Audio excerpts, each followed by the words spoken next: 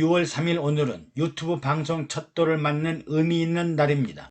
2022년 6월 3일에 유튜브 방송을 시작한 지 벌써 1년이 되었으며 지난 1년 동안 52편의 영상을 제작하여 거의 일주일마다 한 편씩 방영을 했으며 하나님 나라 지도자를 위한 생명나무와 선악과라는 책도 2판을 발간하여 친지들과 동역자 그리고 50여 국내 신학교에 배부를 했으며 많은 분들의 기도와 구독과 애청하신 은혜로 오늘까지 지속해 오고 있음을 진심으로 감사드리며 또 장차 상막과 교회를 발간하도록 더 열심히 노력하도록 하겠습니다.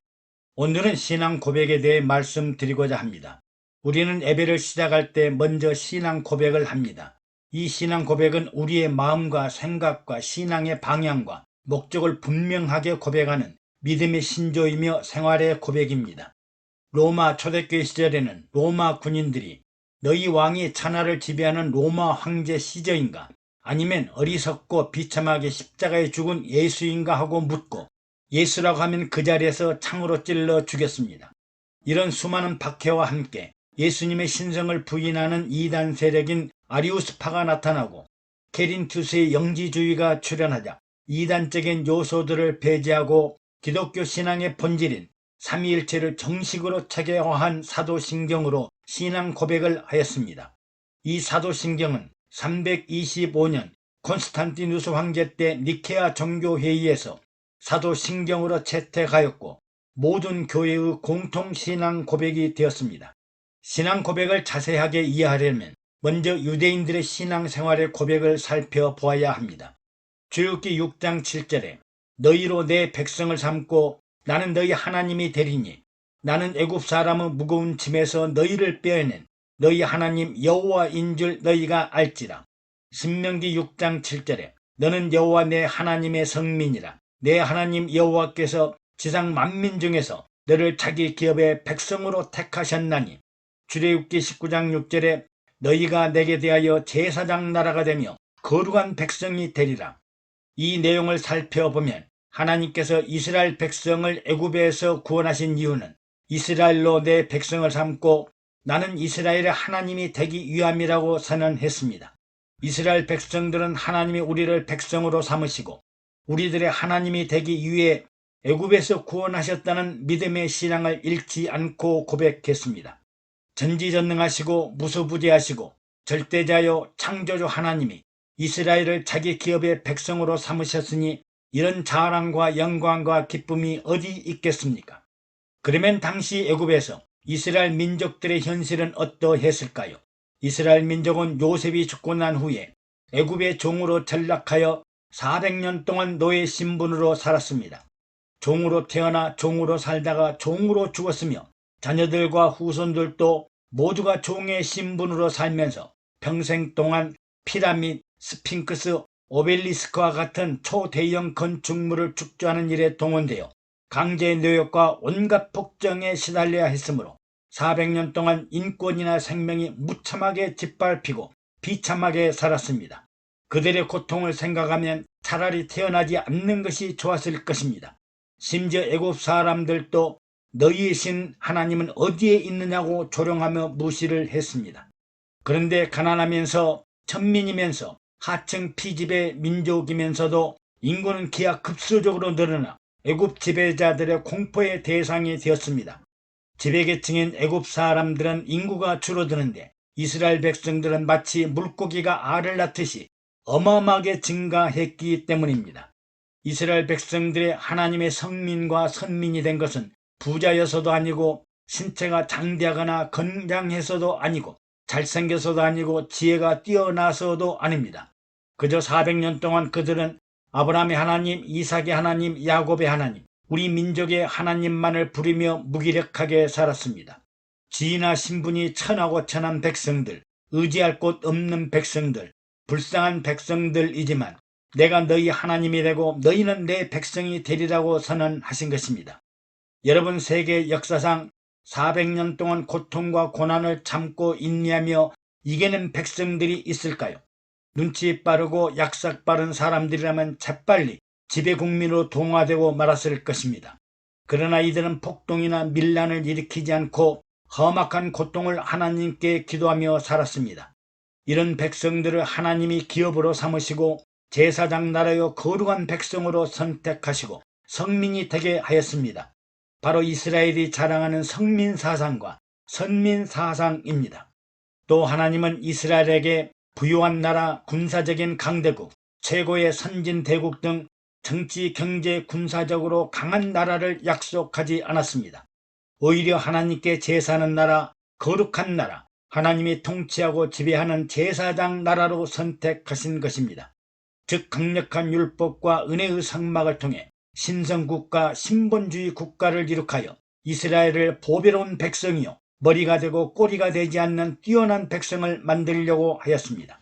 그래서 오늘날 유대인들이 세계 어디를 가든지 정치, 경제, 사회, 과학 모든 분야에서 지도자적인 위치와 주도적인 위치를 차지하게 된 것입니다. 이렇게 이스라엘은 다윗과 솔로몬 시대에 최상의 신본주의 신정국가를 세웠으나 그 후 이스라엘의 지도자들인 왕과 선지자와 제사장들이 오만하고 교만하여 하나님을 찾지 않았습니다.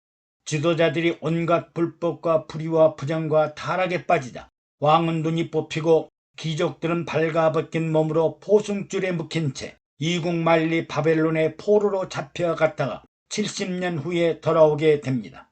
국가와 나라와 민족이 젖을 먹고 꿀맛을 보자 하나님을 잊어버렸습니다. 생활의 축복, 건강의 축복은 얻었으나 영혼의 축복을 상실하자 버림받았습니다.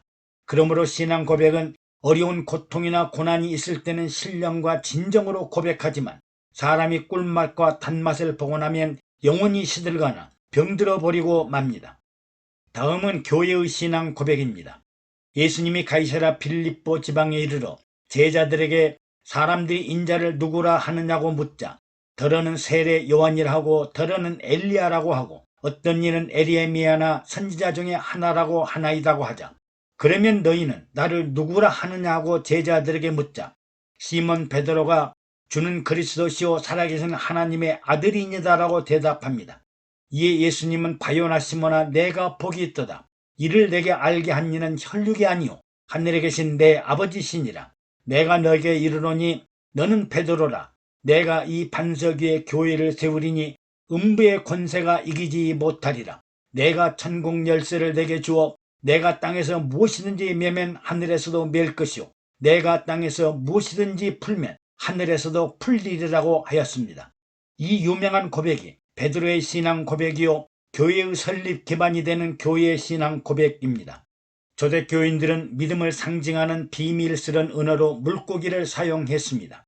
물고기는 그리스어로 익투스라고 하며 예수님은 그리스도시요 하나님의 아들이며 구세주 구원자라는 상징을 익투스 물고기에 비유하였습니다. 익투스는 이에수스 크리스토스 예수는 그리스도이시며 데우히오스 하나님의 아들이요 소테르 구원자라는 단어의 첫 글자들로 이루어진 단어입니다. 초대 기독교 신자들이 로마의 박해를 피하기 위한 은밀한 암호로 물고기를 사용했는데 이는 십자가와 함께 기독교 신앙을 상징하게 되었습니다. 이 신앙 고백을 자세히 생각해 볼 필요가 있습니다. 동정녀 마리아에게서 육신의 형체를 가지고 태어난 예수님은 분명히 사람이면서 그리스도입니다. 이 성육신하신 예수님이 창세 이래로 마귀에게 빼앗긴 하나님 나라를 회복하고 사망과 흑암과 가난과 질병에서 영혼의 생명을 살려내고 영생의 생명의 나라 영혼의 빛된 세계를 이룩하러 하늘로부터 내려오신 그리스도임을 고백합니다. 그래서 예수님은 육신의 질병으로 고생하는 문둥병자, 소경된 자, 안진뱅이, 절뚝발이, 벙어리, 귀신 들린 자들을 치료하시고 그들에게 참된 하나님의 영혼의 세계, 영원히 살아 숨쉬는 빛된 세계로 인도하셨습니다. 그들에게 정결함과 성결함 속에 살게 하시고 눈을 열어주시고 마음의 문을 열어주시고 육체의 건강과 생명력을 보장하신 그리스도임을 고백합니다. 또 예수님은 하늘로서 내려온 하나님의 아들임을 고백합니다. 하나님의 아들인 예수님은 그동안 비밀에 가려진 아버지 하나님과 하나님 나라의 실체를 알려주시고 보여주시고 깨닫게 하시고 십자가 죽음의 의미를 알게 하시고 장차 일어날 부활이 무엇인지 영생이 무엇인지 공중 혼인잔치와 천년왕국에 대하여 자상하게 설명을 하였습니다. 즉 사람이 어디서 와서 왜 살며 장차 어디로 가는지를 정확하게 알려주셨습니다. 또 예수님이 유대인들의 장세 이래로 기다리던 메시아 구원자임을 고백합니다. 구원자에 대한 이해를 빨리 하기 위해서 사회 구원과 개인 구원을 이해하면 쉽습니다. 하나님은 사회 구원을 통해 개인을 구원하려고 하셨다면 예수님은 개인 구원을 통해 사회 구원을 하려고 하였습니다. 사회 구원은 나라와 민족과 국가 전체를 먼저 구원하여 개개인들에게 반사적인 은혜와 축복과 생명을 보장받도록 했습니다. 태양이 밝게 떠올라 온 세상을 밝히고 비가 온천한 만민에게 골고루 내려도 여전히 음지가 있고 어두운 흑암이 존재하고 그늘 속에 가려진 사람들이 있었습니다. 또 오늘날 이들을 보호하려는 사회적인 운동이 많이 일어나고 있습니다. 그러나 예수님은 가난과 질병과 재앙과 사망에 빠진 개인들을 직접 찾아와서 내가 나를 믿느냐 하시고 믿는 자들에게 특별 은혜와 특별 은총의 기적을 체험하게 하시고 나를 따르라고 하셨습니다. 예수님은 개인 구원을 하시고 나를 따르라고 하신 것입니다. 그러면 오늘날 예수님은 십자가에 죽으시고 부활 승천하셔서 하나님 부편에 앉아 계시는데 우리는 어떻게 예수님을 따라야 할까요? 바로 그리스도의 신부가 되는 교회, 그리스도가 몸이 되는 교회, 그리스도가 머리가 되는 교회에 나가서 예수는 그리스도시요 하나님의 아들이며 구세주라는 신앙 고백을 해야 합니다. 예수님은 교회를 통해 개인들의 영혼을 회복하고 부활 영생을 통해 희망과 소망을 주셔서 영생의 나라에 들어가도록 개인 구원을 통해 나라와 민족, 사회 구원을 하도록 하셨습니다. 그러므로 교회의 본질은 예수는 그리스도시요 하나님의 아들이요 구원자라는 신앙 고백을 통해 예수님을 찬양하고 경배하고 기도하고 영광과 존귀함을 돌리는 사명과 본질을 잊어서는 안 됩니다. 교회는 어린 양의 신부들이 모이는 곳이요 성결하고 정결한 신부들이 모인 것이요 사랑과 생명의 공동체이며 부활후 재림하실 그리스도와 함께 공중환인잔치에 참여하고 신랑 되신 그리스도와 함께 천년왕국에서 그리스도와 함께 영원히 함께 살아갈 그리스도의 신부들을 꽃단장하고 양성하는 것이 바로 교회입니다. 오늘날 교회는 부자들이 모인 교회, 정치 지도자들이 많이 모인 교회, 사회적인 신분과 덕망이 높으신 분들이 모인 교회, 성공하고 출세한 분들이 많이 모이는 교회, 이런 교회가 좋은 교회요, 목회를 잘하는 교회요, 인정받는 교회라고 오해를 합니다. 예수님은 부자나 건강한 자나 강력한 권력자나 힘자랑하는 사람들의 통치자가 아니라 문둥병자, 안진뱅이, 규머거리, 소경된 자, 귀신 들린 자들을 구원하여 하나님의 자녀를 만들고 마귀가 다스리던 세상을 하나님 나라로 만드는 구세주이십니다. 우리는 다시 한번 이스라엘의 신앙 고백과 교회의 신앙 고백을 유익 있게 생각하고 신앙과 믿음의 본질을 회복해야 합니다. 이스라엘 백성들의 신앙 고백이 400년 동안 종과 노예로 버림받은 사람들을 거룩한 성민과 선민으로 만드신 하나님의 직접 통치의 구원의 역사였습니다. 이제 우리는 교회를 통해 무능하고 무지하고 힘없고 소망도 없고 꿈도 없고 의지할 곳도 없는 사람들을 구원하시고 예수님이 그리스도시요 하나님의 아들이요 메시아 구세주임을 고백하는 대역사에 참여하는 귀한 존재들임을 생각해야 합니다. 신앙 고백은 습관적으로 그냥 남이 하니까 하고 이단이라는 비난을 받지 않기 위해 의식적 형식적으로 하는 고백이 아니라 마음과 생각과 신앙생활의 방향과 목적의 본질이며 믿음과 생활의 신조가 되는 고백을 해야겠습니다. 애청해 주셔서 감사합니다. 여러분들의 구독과 좋아요 그리고 댓글은 영상 제작에 많은 격려가 됩니다.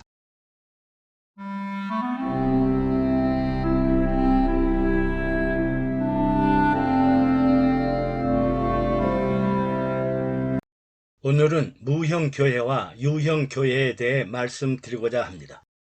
요즘 우리나라는 창조주 위에 건물주가 있고 분당 위에 천당이 있다고 합니다. 부동산 가격과 임대료가 천정부지로 올라 예수 그리스도의 핏값을 임대료로 지불해야만 하는 개척교회나 소형 교회들이 감당할 수 없는 상황을 시니컬하게 표현한 말입니다. 그럼에도 불구하고 오늘날 교회는 건물의 외모와 외형과 규모나 크기를 보고 교회를 판단합니다. 큰 교회는 대형 교회, 중형 교회로 믿을만하고 능력 있는 교회로 많은 성도들과 교통, 교제, 코이노니아를 할 수 있어 좋은 점들이 많으나 작은 교회는 목사님과 성도들과 교회를 봐도 불안하고 불안정하고 힘들고 어려워 개척교회라는 말로 기피해 버립니다. 성도들은 신앙의 발전과 성숙보다는 큰 교회에 들어가 숨어버리고 모양만 그리스도인이라는 명목상 성도들이 증가하게 됩니다. 어떤 성도들은 개척교회를 출석하면 교회 지도자 사례비, 건축비, 선교비, 구제비 등 많은 헌금을 부담해야 하므로 아예 큰 교회를 선택하려고 합니다. 그리고 큰 교회를 심호하는 주의 종들은 간혹 나는 교회를 담임하면서 이렇게 좋은 건물을 지었고 이렇게 많은 성도들을 구원했다고 자랑하고 자부심이 대단합니다. 우리는 교회 건물과 예형을 보고 교회를 판단해서는 안 되며 교회의 규모나 건축물로 구원의 결과를 평가할 수 없습니다. 오히려 예수 그리스도가 없는 교회, 십자가가 없는 교회, 성령의 역사가 없는 교회는 잠시 부흥하였다가 사라지고 말 것이기 때문입니다. 현대 교회 지도자들은 아주 큰 건물을 짓고 호화로운 외형과 모양을 갖춘 교회를 건축합니다. 또 그런 교회를 보고 우리 교회는 아주 좋은 교회라고 자부심과 긍지를 갖습니다. 과연 호텔과 같은 교회, 화강암으로 둘러싸인 교회, 대리석으로 바닥을 장식한 교회, 엘리베이터로 오르내리는 고층 교회 등의 좋은 교회, 성장하고 성숙한 교회라고 할 수 있을까요? 우리는 교회의 시작과 변천을 잘 살펴보아야 합니다. 대형교회, 중형교회, 소형교회, 개척교회라는 명칭보다 영원히 살아있는 개인천국, 그리스도의 사랑과 평안이 함께하는 가정천국, 믿음과 사랑과 생명의 공동체인 교회천국, 합력할 선을 이루는 직장천국, 미래의 지도자와 장래의 희망을 가르치는 학교천국, 예수님의 증언과 복음을 전파하는 선교천국, 그리스도의 십자가와 희생과 헌신이 요구되는 사회천국, 모든 국민들이 평안하고 안심하고 두려움이 없는 국가천국이라는 의미의 방점을 둬야 합니다. 먼저 심령천국인 개인들의 무형천국교회를 두고 예수님은 두세 사람이 내 이름으로 모인 곳에는 나도 그들 중에 있느니라 하셨고, 또 사도 바울도 너희가 하나님의 성전인 것과 하나님의 성령이 너희 안에 거하는 것을 알지 못하느냐고 하였습니다. 예수님은 바리새인들이 하나님의 나라가 어느 때 임하니까 하고 묻자 하나님의 나라는 볼 수 있게 임하는 것이 아니요 또 여기 있다 저기 있다고도 못하리니 하나님의 나라는 너희 안에 있느니라고 가르치셨습니다. 이 말씀들을 요약하면 예수님이 계시는 곳이 천국이고 교회입니다. 산과 들과 바다, 어촌이나 농촌이나 사막 어디에든지 예수님이 계신 곳이 천국입니다. 감옥을 가든지 지옥을 가든지 고난의 현장이라도 주님이 계신 곳이 바로 천국입니다. 무엇보다도 내 자신이 하나님의 성전이요 천국 교회입니다. 성령이 내 안에 계시면 바로 내 자신이 성령의 인도와 지시와 관리, 감독을 받는 천국이므로 내 육체를 통해 예배를 드리고 찬양하고 기도하고 감사하고 봉사하고 전도와 선교를 하는 그리스도의 나라가 됩니다. 그리고 하나님의 나라가 너희 안에 있다고 했습니다. 하나님의 나라는 눈으로 볼 수 있게 임하는 것이 아니요 여기 있다 저기 있다고도 못하리니 하나님이 다스리는 천국이 너희 심령 가운데 존재한다는 말씀입니다. 그러므로 우리는 예수 그리스도를 통해 하나님과 성령님의 도움으로 심령천국, 영혼천국을 이루어야 합니다. 다음은 유형교회와 무형교회입니다. 무형교회가 건물과 같은 예부적인 형체나 구조가 없는 삼위일체 하나님이 함께 하시는 개인들 속에 내재하시는 천국이라면, 유형교회는 어느 정도 공동체가 예배 처소로 사용하고 모일 만한 장소를 갖춘 건물 형태를 말합니다. 물론 유형교회든 무형교회든 예수 그리스도에 대한 신앙 고백이 전제가 됨을 잊지 말아야 합니다. 교회의 시작은 다락방에서 출발했습니다. 예수님이 부활하여 처음 나타나셨던 곳은 제자들이 모여있던 마가 다락방입니다. 당시 제자들은 십자가에 허망하게 죽으시고 무덤에 장사 지냈던 예수님 때문에 두렵고 무서워서 비밀스럽게 다락방에 숨어서 모였습니다. 부활하신 예수님은 무서워 말라 두려워 말라 내가 살았노라 하시고 너희에게 평안이 있을지어다 하시면서 너희는 예루살렘을 떠나지 말고 먼저 성령을 받으라고 하셨습니다. 그리고 제자들은 120문도 500여 문도들과 함께 모여 기도하고 성령 세례받고 성령 충만함을 받았습니다. 조그마한 다락방에서 기도하기 시작했고 성령님을 영접하고 환영하여 성령 세례를 받았습니다. 장소나 위치가 중요하지 않고 십자가에 죽으시고 부활하신 예수님이 중요한 것입니다. 다음은 초대교회는 가정교회가 중심을 이루었습니다. 사도 바울은 빌립보 감옥의 간수를 향해 주 예수를 믿으라. 그리하면 너와 내 집이 구원을 얻으리라고 했습니다. 또 베드로는 로마의 백부장인 고넬료 가정을 신방하고 이방인들에게도 성령으로 세례를 베풀었습니다. 백부장 고넬료는 의인이요 하나님을 경외하는 사람이라 유대 온 족속이 칭찬하더니 그가 거룩한 천사의 지시를 받아 당신을 그 집으로 청하여 말을 들으려 하느니라고 하여 베드로를 초청하여 하나님의 말씀을 들었습니다. 로마의 백부장 고넬료는 자기 집에 사도 베드로를 청빙하여 말씀을 듣고 기도하였더니 모였던 모든 사람들 머리에 성령이 임하시고 성령 세례를 받게 되었습니다. 이것이 바로 초대 교회들의 시작이라고 봅니다. 비록 성서와 지성소, 물두멍과 번제단은 없어도 오직 예수 그리스도의 십자가와 그의 이름으로 모여 신앙 고백하는 교회입니다. 다음은 로마의 카타콤, 무덤 교회를 볼 수 있습니다. 당시 로마는 세계 최대 문명과 문화의 중심지였습니다. 교회는 로마 황제 시저의 핍박과 환란을 피하기 위해 무덤 속에 교회를 세우고 예배를 드렸습니다. 로마의 공동묘지 지하에 엄청난 규모의 지하 무덤 속에 교회를 세웠음에도 불구하고 오늘날 교회를 능가할 정도의 성도들이 예배를 드렸습니다. 카타콤 교회는 콘스탄티누스 황제가 313년 기독교를 국교로 인정할 때까지 거의 150년에서 200년 동안 무덤 속에서 예배를 드렸습니다. 성도들은 지하 무덤 안에서 생활하고 거기서 죽은 사람들까지 있어 무덤 한 구석에 장사 지내기도 했습니다. 오늘날 어떤 교회 지도자가 무덤 속에 교회를 세우겠습니까? 이런 환란과 핍박을 이겨낼 지도자가 있을까요? 아니면 누추한 지하실에 교회를 세우려 할까요? 현대인의 사고로는 상상할 수 없습니다. 도시는 최고로 발달되었으나 교회는 최악의 지하 무덤 속에서 성장하였습니다. 그러고 보면 오늘날 교회는 너무나 훌륭한 건물과 좋은 시설 속에 세워지고 있습니다.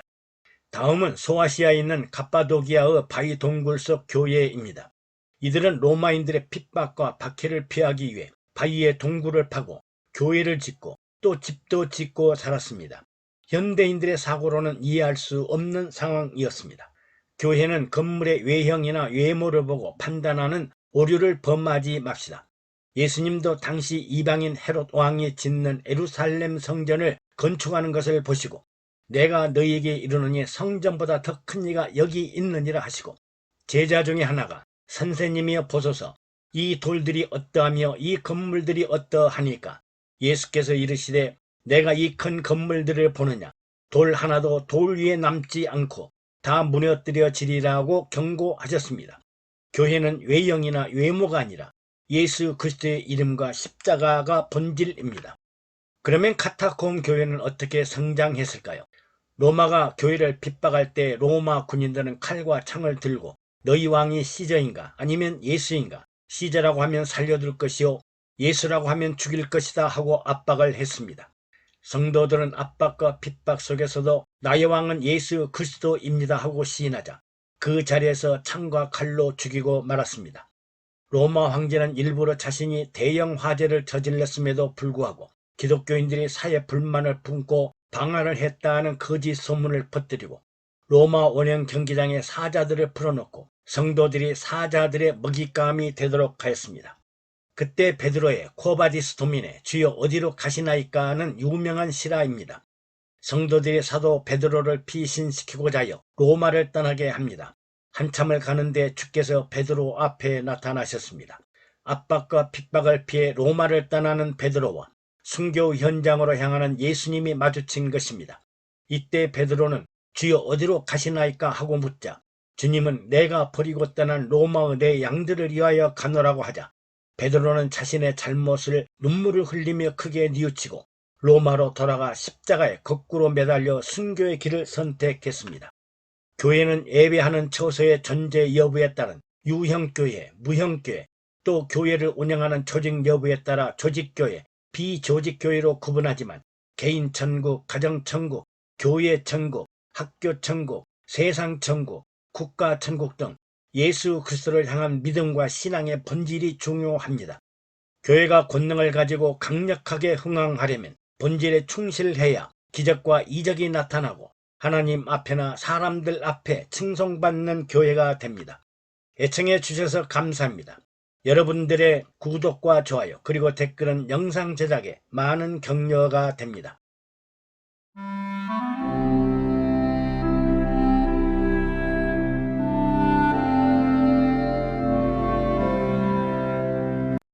오늘은 그리스도의 안과 밖에 관해 말씀드리고자 합니다.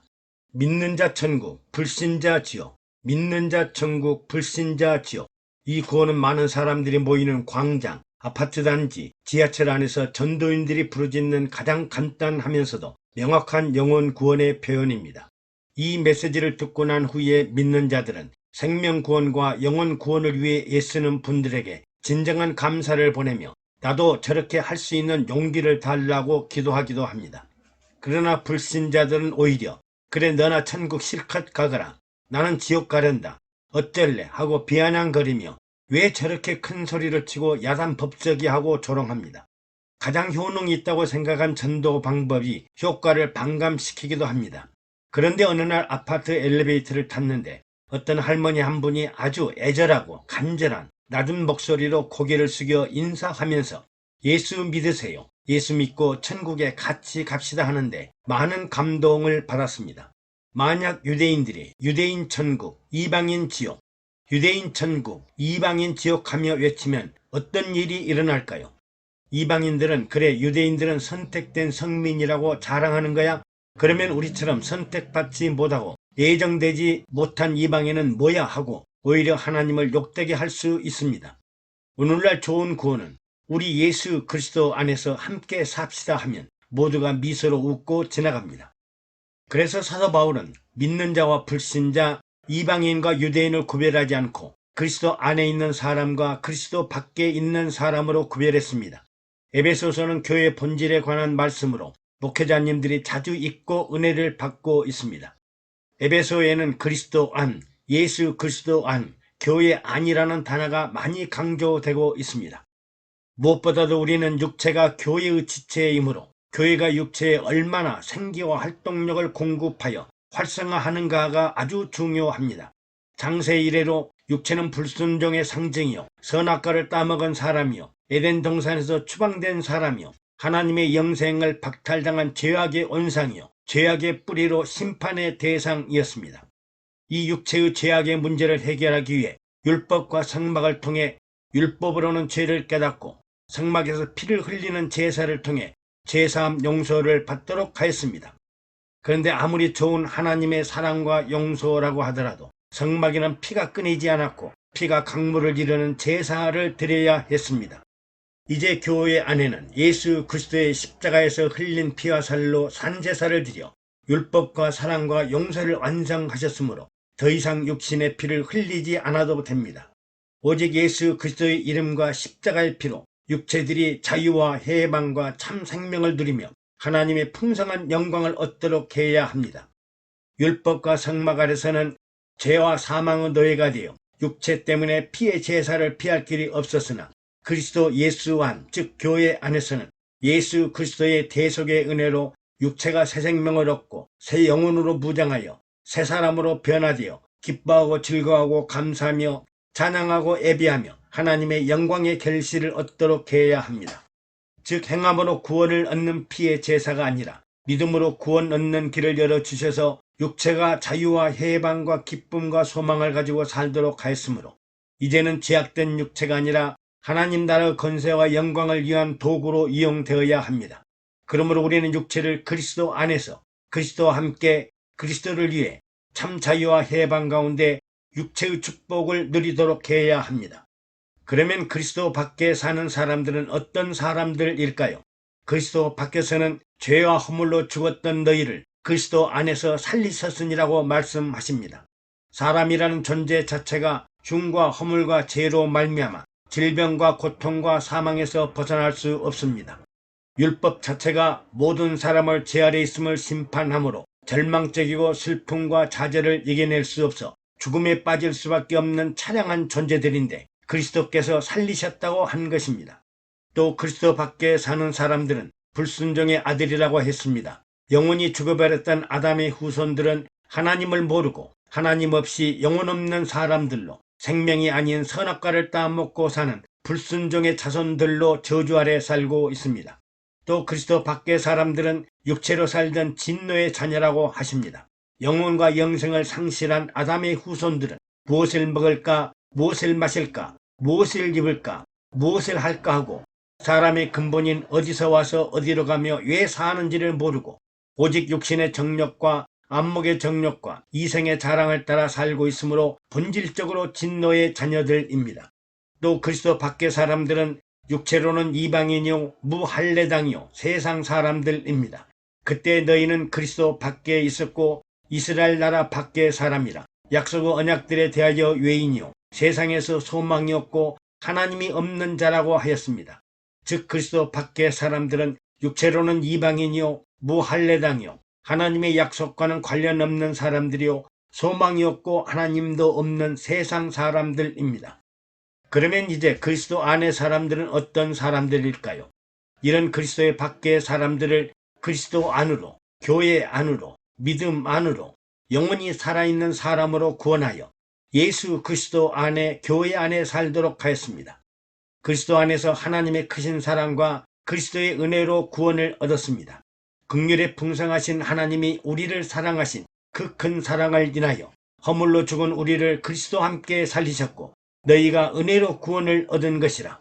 즉 긍휼에 풍성하신 하나님의 크신 사랑으로 인해 그리스도의 십자가와 함께 죽고 부활과 함께 다시 살리심으로 사람은 행위나 행함으로 구원을 얻은 것이 아니라 예수 그리스도의 십자가 은혜를 믿음으로 구원을 얻었다고 하십니다.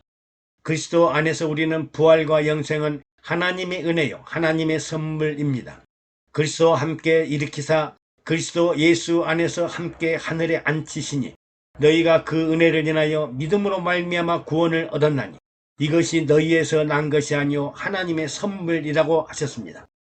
그리스도 안에서 유대인이나 이방인이나 그리스도의 피로 모두 하나가 됩니다.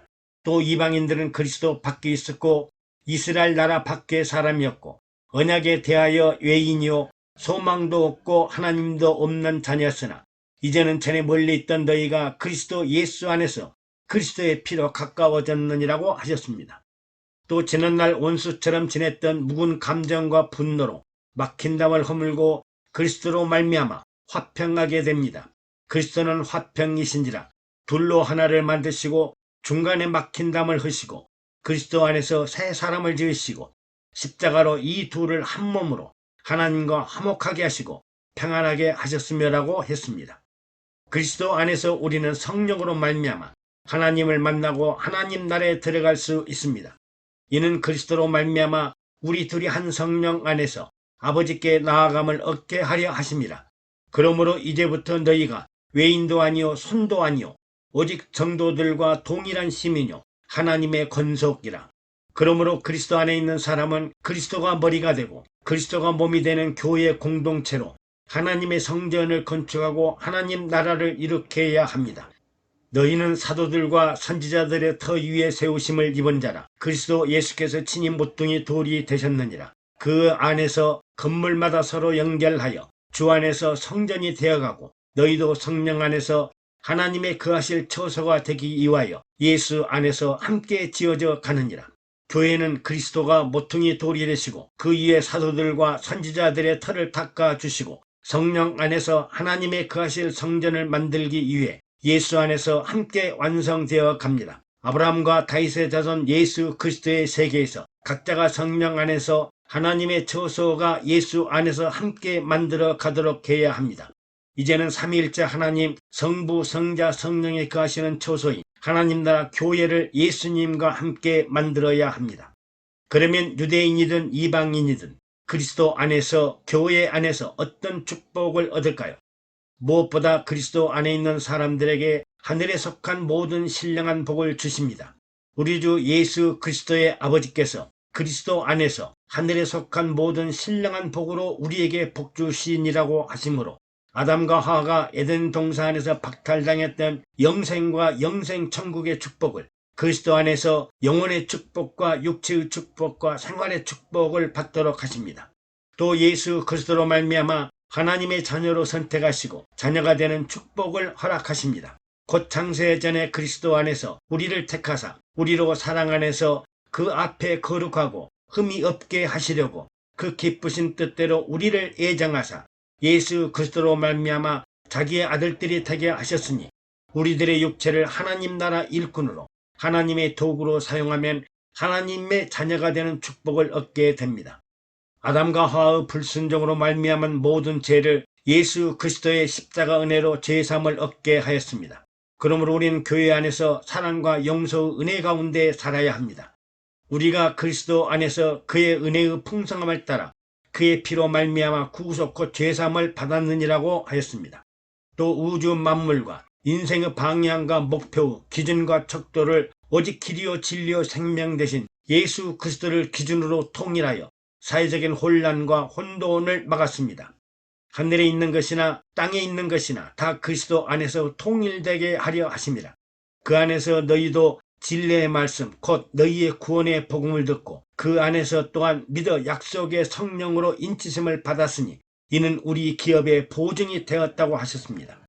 또 우리 주 예수 그리스도의 하나님 영광의 아버지께서 지혜와 계시의 정신을 너희에게 주사 하나님을 알게 하시고라고 하시므로 하나님의 지혜와 계시의 정신을 주셔서 하나님을 알도록 하시고 예수가 그리스도임을 믿게 하시고 성령의 내재 내주 교통교제하시며 인도하시며 통치하시는 하나님을 알게 됩니다.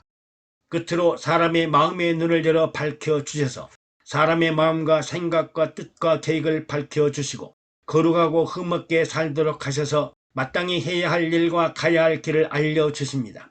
너희 마음 눈을 밝히사 그의 부르심의 소망이 무엇이며 성도 안에서 그 기업의 영광의 풍성함이 무엇인지를 알게 하십니다. 그리스도 안에서 교회 안에서 우리는 하나님의 크신 사랑과 은혜로 구원을 얻었고 죄사함 얻은 우리는 하나님의 자녀가 되고 부활과 영생의 축복을 얻었고 예수 그리스도의 피로 가까워지며 하늘에 있는 것이나 땅 아래에 있는 모든 것들이 통일되고 장세로부터 감지었던 비밀과 계시의 정신으로 눈과 마음을 열어 밝혀 주셔서 하나님 나라와 처소를 이룩하여 하나님의 영광스러운 축복을 얻도록 해야겠습니다. 애청해 주셔서 감사합니다. 여러분의 구독과 좋아요 그리고 댓글은 영상 제작에 많은 격려가 됩니다.